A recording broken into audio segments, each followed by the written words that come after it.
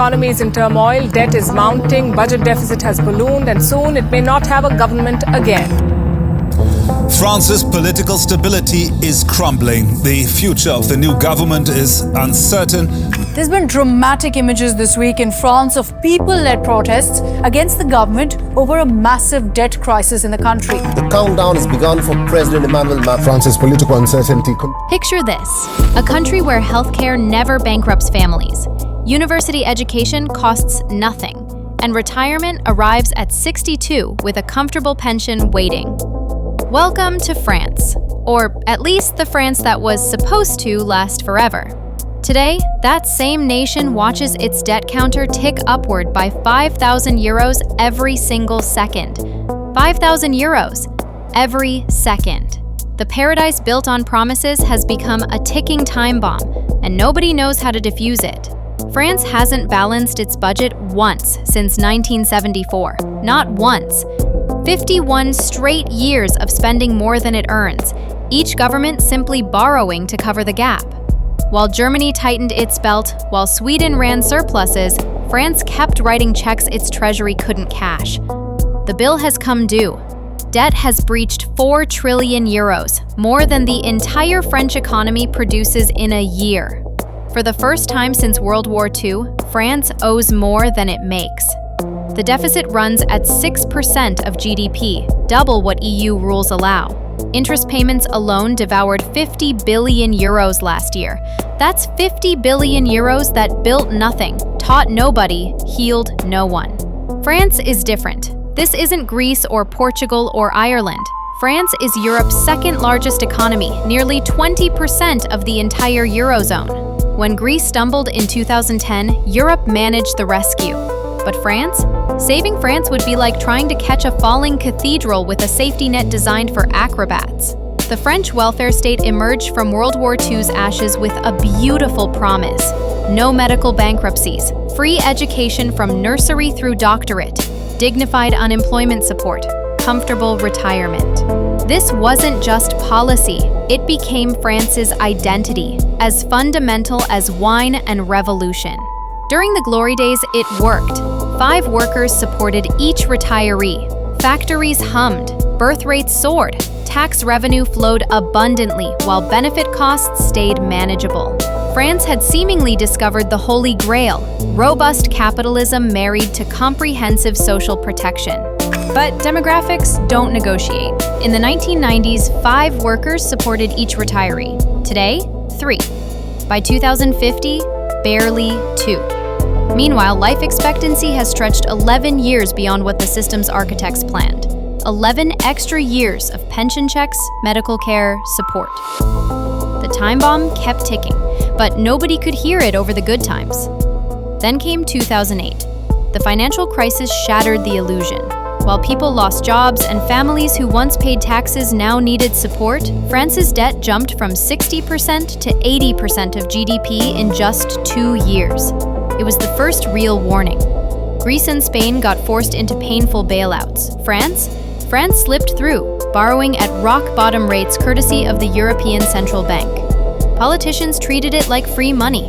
Why risk protests when borrowing costs nothing? They doubled down on debt instead of reform. But the workforce was shrinking, the population aging, and public spending kept climbing. The time bomb ticked louder. COVID-19 pulled the last pins. France poured hundreds of billions into furloughs, bailouts, emergency healthcare. When the dust settled, debt had exploded past 110% of GDP, the highest since World War II. Suddenly, France owed more than its entire economy produced in a year. The numbers are staggering. France spends 57 cents of every euro it produces on the public sector, more than any other developed nation. The country runs a 167 billion euro deficit. It overspends by 6% annually, while EU rules demand 3% maximum. France hasn't met that target once since COVID. Pensions. That single word explains everything. France spends 350 billion euros annually on pensions, 14% of its entire economy. The EU average, 10%. Pensions now cost more than education, defense, and transportation combined. Current retirees take home more than active workers earn.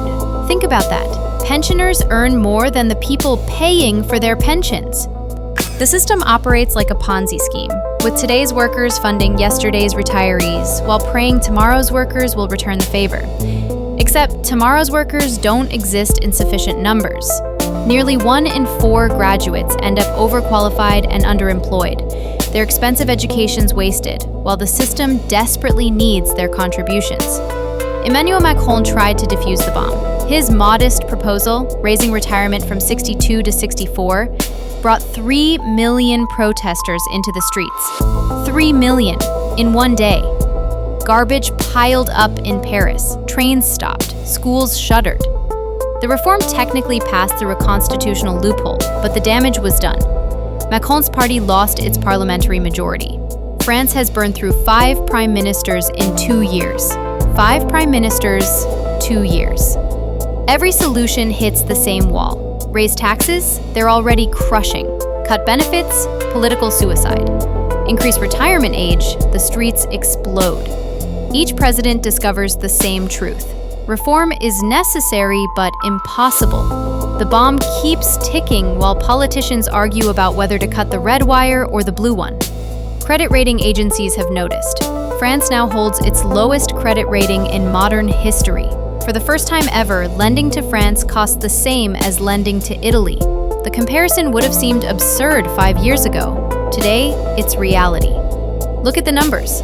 France's 10-year bonds trade at 3.3%, exactly where Greece's were in 2010 before everything collapsed.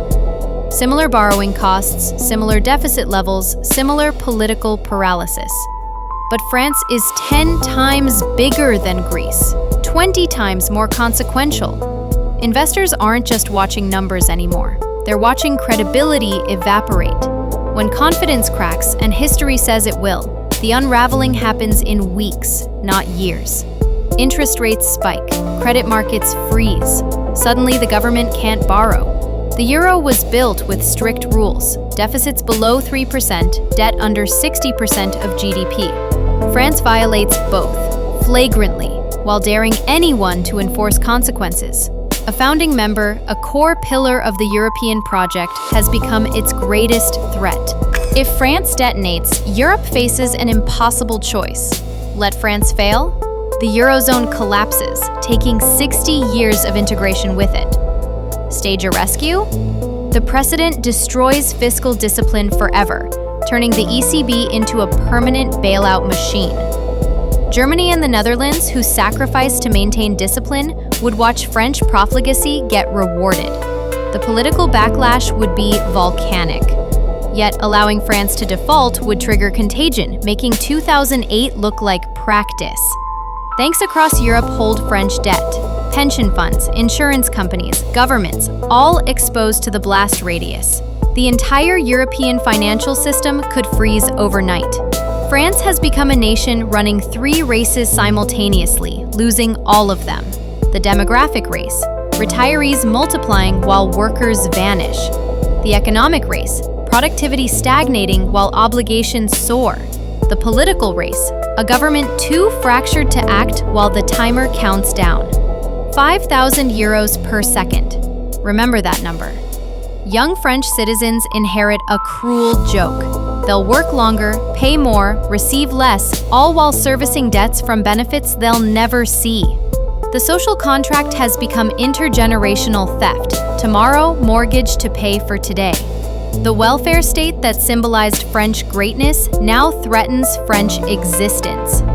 Markets move faster than politics. When confidence breaks, the state would face immediate, brutal choices.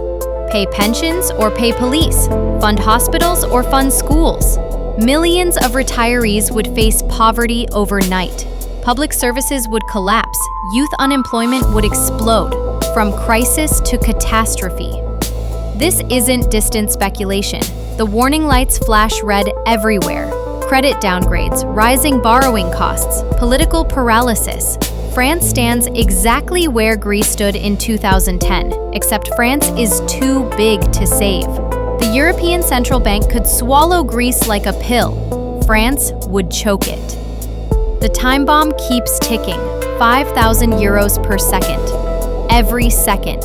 51 years of deficits have brought France here, to the edge of something unprecedented.